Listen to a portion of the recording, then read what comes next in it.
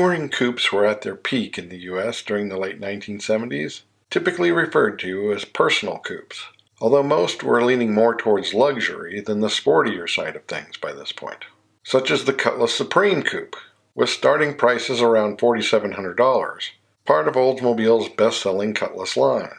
It was 210 inches long on a 112-inch wheelbase and weighed 3,700 to 3,900 pounds. Base engine was a 3.8-liter V6 with optional 4.3-liter 260, 5.7-liter 350, or 6.6-liter 403, with 105 to 185 horsepower, for an 18-second quarter mile and speeds over 120 miles an hour, accounting for more than half of Cutlass sales for the year at nearly 370,000. Buick's similar Luxus-style Regal Coupe also started at $4,700, but only sold 175,000 for the year.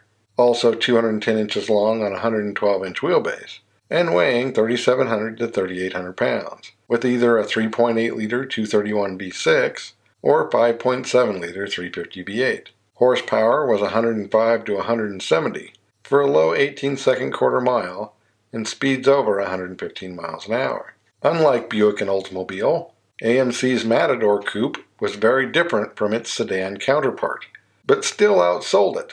The Aero-styled car ran through 1978, selling nearly 100,000 over its 5-year run, and started around $4,800 its final year. It was 210 inches long on a 114-inch wheelbase, and weighed 3,700 to 3,900 pounds, with a base 120 horsepower 4.2-liter 258 straight 6, and an optional 5.9-liter 360 V8 with 140 horsepower, for a 19-second quarter mile and a top speed around 105. Chevrolet's Monte Carlo was the segment sales leader, topping 410,000 for 1977. Prices started at $5,000 for a car that was 213 inches long on a 116-inch wheelbase and 4,000 pounds. Power came from a 5-liter 305 or 5.7-liter 350 with 145 to 170 horsepower for a high 18-second quarter mile and speeds over 115 miles an hour. Ford moved the Thunderbird down market for 1977, dropping prices nearly $3,000 to as low as $5,100, bumping sales from just over 50,000 to nearly 320,000. Now 216 inches long on a 114-inch wheelbase and 4,100 to 4,300 pounds. V8s came in 5-liter 302, 5.8-liter 351, and 6.6-liter 400 for 130 to 173 horsepower. Equipped with the 400 and a Cruise-O-Matic, it was a high 18-second car with a top speed near 115. Pontiac's Grand Prix of 1977 was $5,100 to $5,800 and sold more than 280,000, being 218 inches long on a 116-inch wheelbase and weighing 3,900 to 4,100 pounds. Engines included a 5-liter Pontiac 301, an Oldsmobile 5.7-liter 350 Rocket, a Pontiac 5.8-liter 354 or 6.6-liter 400, or an Oldsmobile 6.6-liter 403, with horsepower ranging from 135 to 185.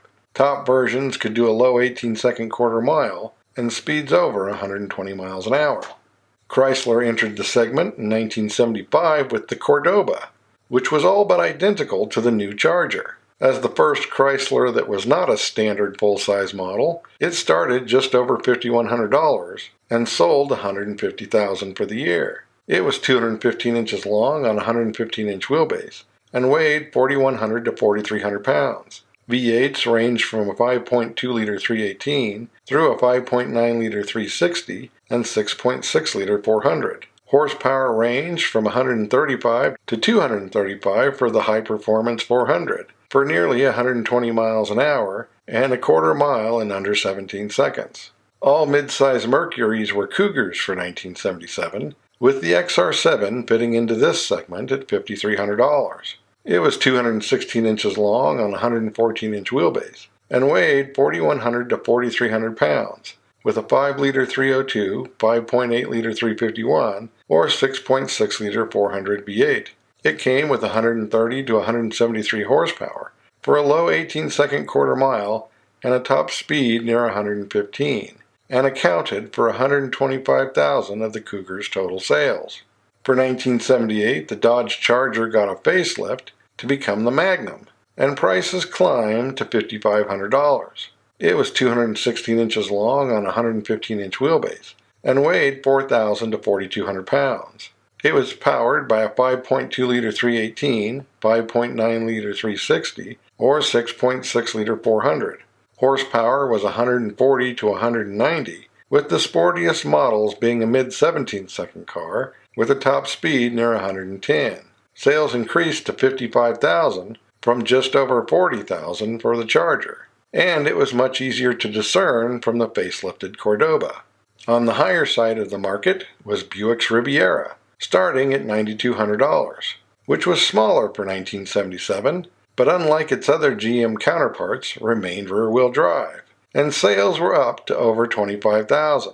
Only 218 inches long on a 116-inch wheelbase, and 3,900 pounds, with either a 5.7-liter 350 or 6.6-liter 403 V8. It had 155 to 185 horsepower for a high 17-second quarter mile and a top speed over 120. The front-wheel drive Oldsmobile Toronado of 1978 was much bigger at 228 inches long on a 122-inch wheelbase and 4,800 pounds. Slightly more expensive at $9,400, but selling a similar $25,000. It was powered by a 6.6-liter 403 with 190 horsepower, making it capable of speeds over 115 miles an hour and a high 18-second quarter mile.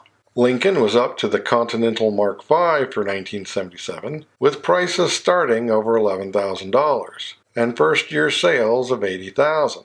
230 inches long on a 120-inch wheelbase, and 4,800 to 5,000 pounds, with either a 6.6-liter 400 or a 7.5-liter 460 with 179 or 208 horsepower. It took just over 19 seconds to do the quarter mile and could do more than 110 miles an hour. Cadillac's Eldorado was over $12,000 for 1978, but still managed sales over 45,000. At 224 inches long on a 126-inch wheelbase and over 5,000 pounds, it was easily the biggest front-wheel drive coupe to see regular production. But by this time, the engine was downsized to a 7-liter 425 with 180 horsepower, meaning it wasn't exactly speedy, with a top speed just over 110 and a mid-19-second quarter mile. In Britain, the Bristol 603 replaced the 411 in 1976 and would carry the company to its end. It was 193 inches long on a 114-inch wheelbase, weighing 3,900 pounds, with Chrysler V8s of 5.2 liters or 318 cubic inches, or 5.9 liters and 360 cubic inches, with 145 to 170 horsepower, making it a low 18-second car with a top speed near 120. The Rolls-Royce Cornes got a minor facelift in 1974 that consisted primarily of new bumpers, still 204 inches long on a 120-inch wheelbase and 4,800 pounds, powered by a 6.8-liter 412 cubic inch V8 with an estimated 200 horsepower, allowing for a top speed over 115 miles an hour and a mid-17-second quarter mile. Jaguar introduced the XJS in 1975 at 192 inches long on a 102-inch wheelbase and 3,900 pounds, with prices starting just under 9,000 pounds. The 5.3-liter V12 produced 285 horsepower, taking it to a 16-second quarter mile and speeds over 150 miles an hour. The French 504 Coupe from Peugeot was 172 inches long on a 100-inch wheelbase, weighing 2,900 pounds, and priced around $7,700. It had moved up to a 2.7-liter V6 with 134 horsepower for a quarter mile just over 17 seconds and a top speed near 120. From Germany, the Mercedes-Benz C123 was introduced in 1977 as the 230 and 280 C and CE, 183 inches long on a 107-inch wheelbase and weighing 3,000 to 3,200 pounds. The 2.3-liter 4 produced 107 horsepower, and the 2.8-liter 6, 154 to 174, for a low 16-second quarter mile and speeds over 125 miles an hour. BMW introduced the 6 Series in 1976 as the 630 CS and 633 CSI, with prices from $7,000 to $10,000. It was 193 inches long on a 103-inch wheelbase and 3,200 to 3,400 pounds. The straight sixes produced 176 to 194 horsepower for a mid-15-second quarter mile and speeds near 135 miles an hour. Italy had the Lancia Gamma Coupe, which was 177 inches long on a 101-inch wheelbase and 2,800 pounds. The Boxer 4 came in 2-liter or 2.5-liter with 119 or 138 horsepower, giving it a high 16-second quarter mile, and it could nearly reach 125 miles an hour. Fiat's 130 Coupe was made till 1977, 191 inches long on a 107-inch wheelbase, weighing 3,400 pounds, and powered by a 3.2-liter V6 with 162 horsepower. It was good for a mid-16-second quarter mile and a top speed around 120. The cars from Australia looked more like muscle cars, such as the Chrysler Valiant Charger. It was 182 inches long on a 105-inch wheelbase, weighing 3,100 to 3,300 pounds. Power came from a 4-liter 235 or 4.3-liter 265 Hemi 6, or a 5.2-liter 318 V8. Horsepower ranged from 138 to 148 for a quarter mile under 17 seconds, a top speed near 115, and sales around 35,000.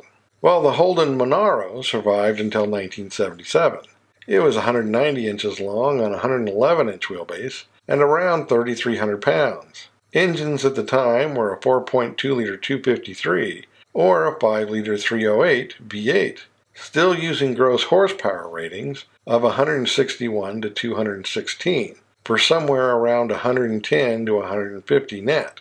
Good for a mid-16-second quarter mile and speeds over 115 miles an hour.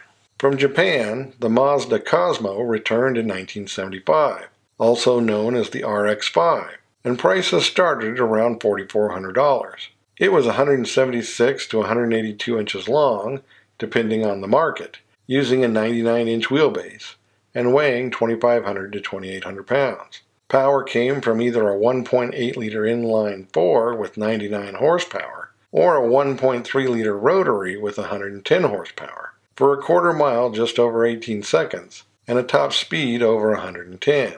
Although the segment would soon see a decline in sales, there was still plenty more to come.